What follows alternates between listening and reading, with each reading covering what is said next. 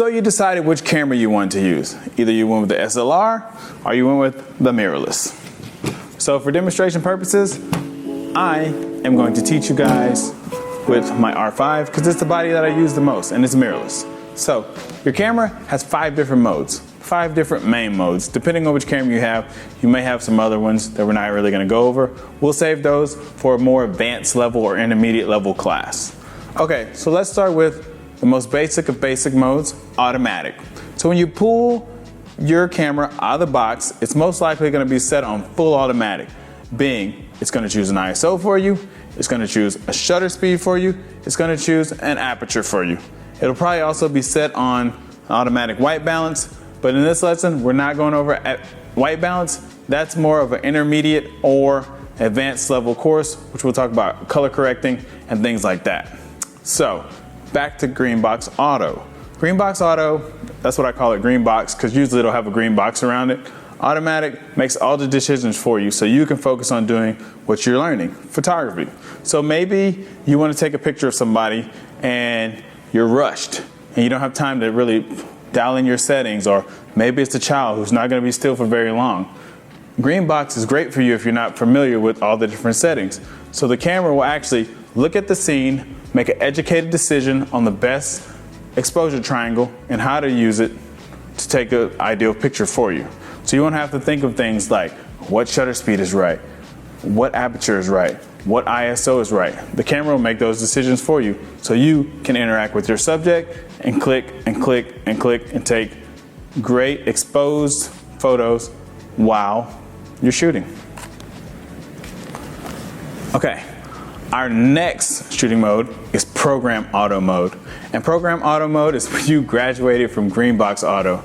Program pretty much lets you make decisions like, I want my shutter speed to be a little faster. So as you roll your shutter speed, it'll take off from your ISO or add to your ISO, or it'll make your depth of field and your aperture a little lower. So if you have a fast moving subject, you can roll your dial to get that shutter speed faster, so when the kid is moving around, you can move with them and freeze the action.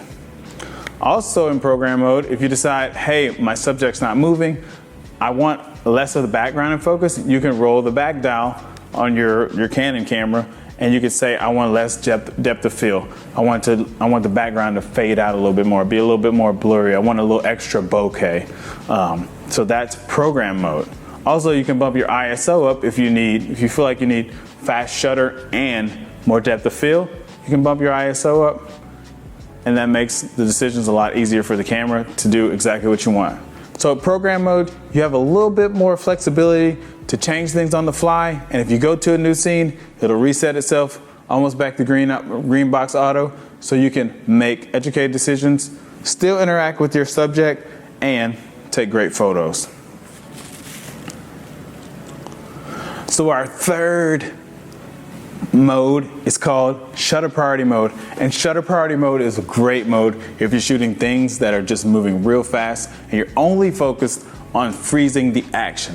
So what are things like that? Maybe you're photographing pets, or maybe you're a child, or maybe you're at a basketball game, or maybe you're at a football game where subjects are moving at a high speed. Maybe you're taking pictures of cars or things like that. Shutter priority mode is a great mode to freeze action. Now, on the reverse side, it's also a great opportunity to slow things down. So maybe you want some blur in your pictures, or maybe you want the couple to be really, really, really still and you want everything else around them to be moving. Those are options where you can control only your shutter to do freeze action or show blur. So shutter priority is a fun way to really play with different types of creative photography. And yes, professionals use shutter priority mode. Sometimes when you're at a football game and there's clouds everywhere and your main focus is freezing that player catching that touchdown, you're gonna go priority mode shutter because you just wanna focus on freezing action. And when that cloud covers and it gets way darker, you don't wanna be fighting with, oh, I need to change my aperture.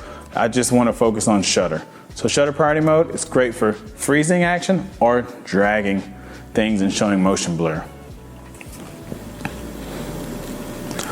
Our next mode is aperture priority mode. And aperture priority mode is mainly used for photographers who are taking photos of portraits. So for instance, maybe your subject is your pet, like I said before, or possibly a kid or a person or a high school senior.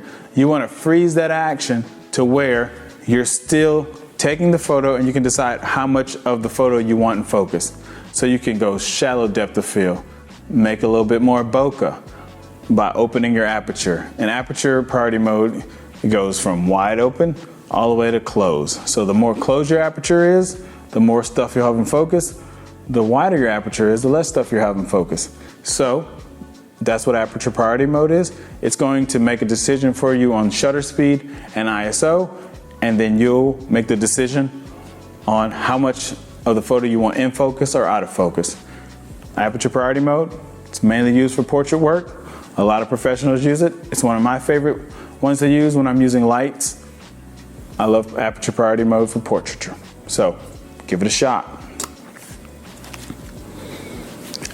Our final mode, it's manual mode, guys. And manual mode, what it is, you make all the decisions. So you've been shooting for a while and you kind of have a vision on what you want. You control the shutter speed, you control the ISO, you control the aperture, you control everything. So in manual mode, you take your photo and you look at the scene and you say, hey, I'd really like my subject to be in focus, but I want the background to be blurry, and then I want it to be a little bit darker.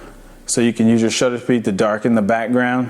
And maybe you add a little bit of flash or something like that. Flash techniques will be in a different course where we'll learn a little bit more. It's more of an advanced type course. But this is, when you're shooting in manual, it's mainly more advanced, and it's a fun way to get really, really super creative. I used to always be afraid to do manual mode when I first started, but it never hurts to give it a try, just to learn something new. And if it doesn't work out, you always know you can go back to aperture priority mode, shutter priority mode, program mode, or auto mode. Never be afraid to try. Just try different things, see what happens. That's all you can do. So that's manual mode. We're not gonna go too deep into manual mode in this course because it gets really, really tricky, but I did want to introduce it to you guys so when we do courses later down the line, you'll have a little bit of base knowledge.